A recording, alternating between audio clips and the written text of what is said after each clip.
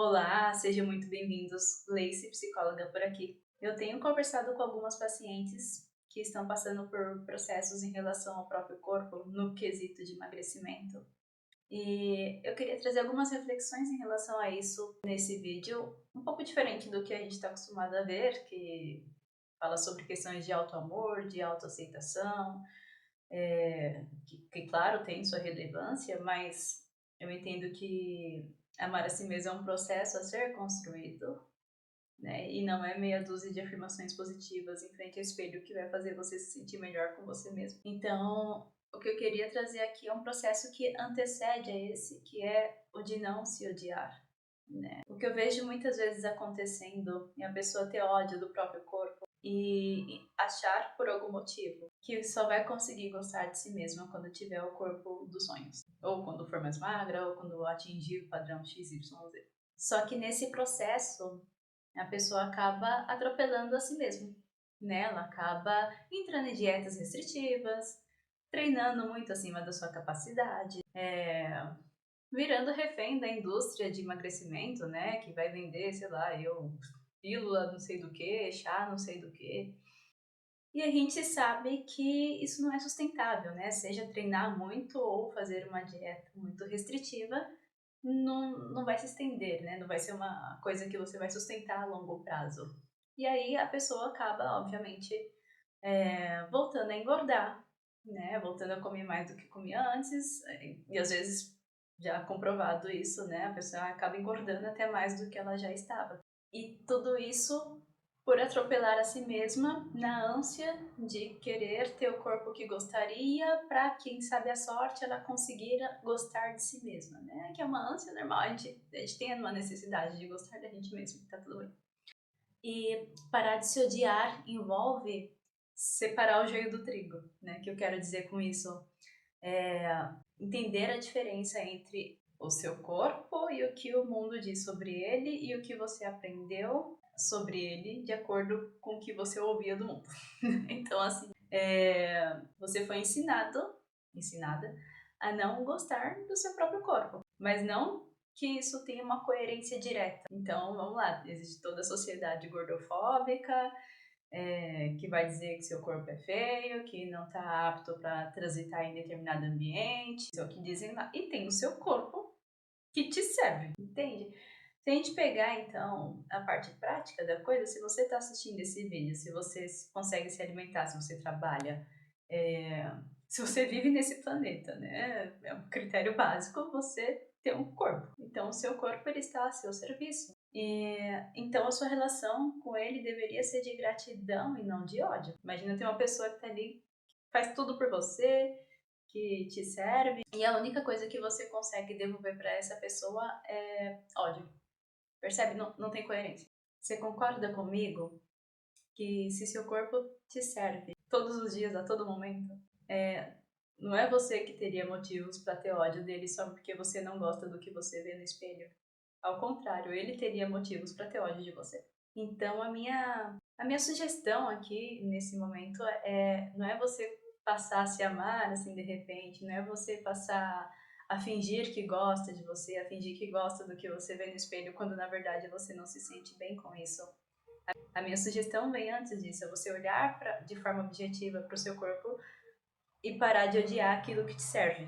E ao fazer isso, ao exercitar isso, você para de atropelar a si mesma e começa a respeitar o processo do seu próprio corpo. E não me entenda mal, não estou dizendo que você não pode querer ser magra, fazer algum procedimento estético, não é disso que se trata. Quando eu falo de parar de odiar a si mesmo, é passar a se observar e entender como o seu corpo funciona para que aí sim você consiga depois fazer os procedimentos que você deseja, seja qual for. A primeira coisa que eu destacaria, assim, é ser grata pelo corpo que você tem, né? Porque é o mínimo que a gente pode fazer. Segunda coisa é, se toda vez que você olha no espelho você costuma olhar para o que você não gosta, comece a procurar o que você gosta. Ah, inglês, mas eu não gosto de nada. Tá olhando um pouco, olha de novo, olha direito. Né? Será que você não gosta, sei lá, do tom da sua pele, da cor dos seus olhos, da forma como você sorri? Não sei, procura, né? Começa a buscar o que você gosta. O que você não gosta, você já sabe. Não precisa ficar olhando isso, né? Não precisa ficar reparando e falando toda santa vez pra você mesmo o quanto você não gosta de determinado aspecto do seu corpo ou de determinados aspectos. E para quem não tá acostumado a se olhar no espelho, acostumada, né? Começa a treinar isso, né? Eu já atendi também uma pessoa que não suportava espelho, não queria se ver de forma alguma, e isso é muito ruim, porque é legal a gente se acostumar com a nossa cara, né? A gente se espanta com aquilo que a gente não vê há muito tempo, né? Então, se você fica muito tempo sem se olhar no espelho, quando você olhar de novo, as coisas que você não gosta vai se destacar ainda mais do que se destacaria se você olhasse com frequência. Né? Então a gente tem essa necessidade de se acostumar com a nossa imagem.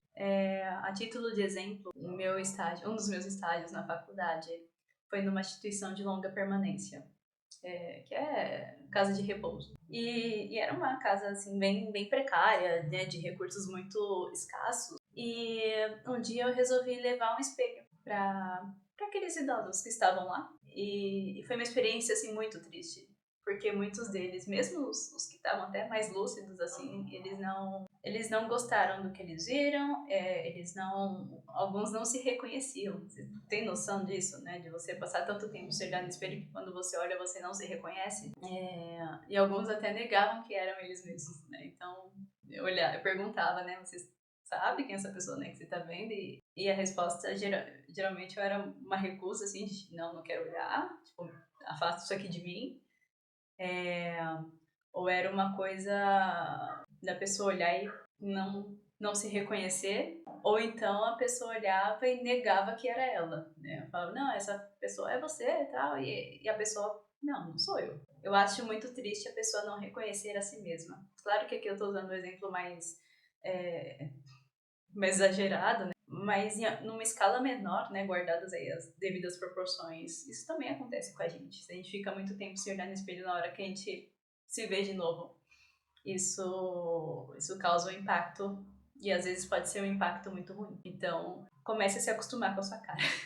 Terceira coisa, principalmente para quem quer perder peso, antes de alterar qualquer coisa, de entrar em qualquer dieta, antes de tudo isso, começa a observar a sua fome, né? Às vezes você não sabe nem quando você tá com fome, você não sabe nem o motivo pelo qual você abre a geladeira para pensar, né? Não é só para pensar, né? Geralmente você pode estar buscando algo ou porque você tá de fato com fome, ou porque você tá estressado com alguma coisa, irritada com alguma coisa, ou porque você tá chateada com alguma coisa, ou porque você tá procrastinando, tem uma tarefa muito chata ou uma tarefa muito difícil, e aí você vai comer como uma forma de procrastinar.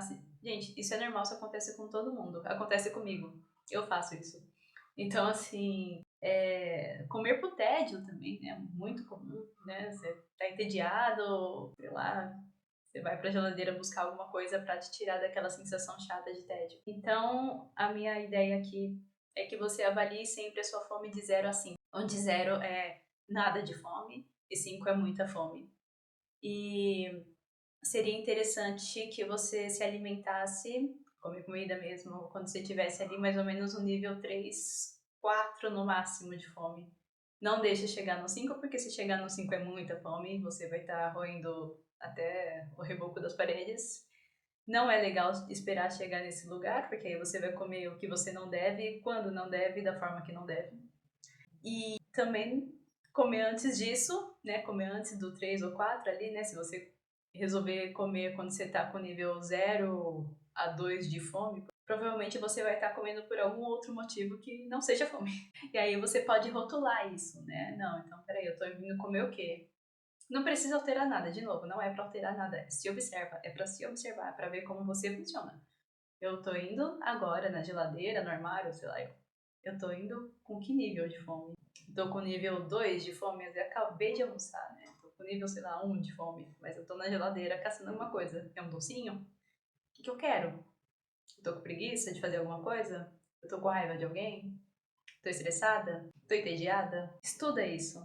Se observa. Depois, quando você souber como você funciona, aí sim. Aí você pode alterar o comportamento, que você vai saber o que alterar, certo? Quarta e última coisa, observe o seu nível de saciedade. Quer dizer, No momento em que você tá ali se alimentando, em qual instante você se sente satisfeita? E tudo bem, a gente come de zóio, né? Como eu gosto de falar aqui. Às vezes eu tô satisfeita também, mas eu falo, vou comer mais um pouquinho, tá tão gostoso. Né? Mas faça isso com consciência. Né? Eu já tô satisfeita, mas eu tô comendo aqui de gula. É legal você ter essa ideia, porque geralmente muitas pessoas que têm questões com transtorno alimentar acabam comendo muito até se sentir estufada e às vezes até passar mal. É justamente porque não tem esse termostrato, assim, né? Em que momento eu me sinto satisfeita. É importante entender isso, porque às vezes a pessoa monta o prato e se sente obrigada a comer até o final do prato para não jogar a comida fora.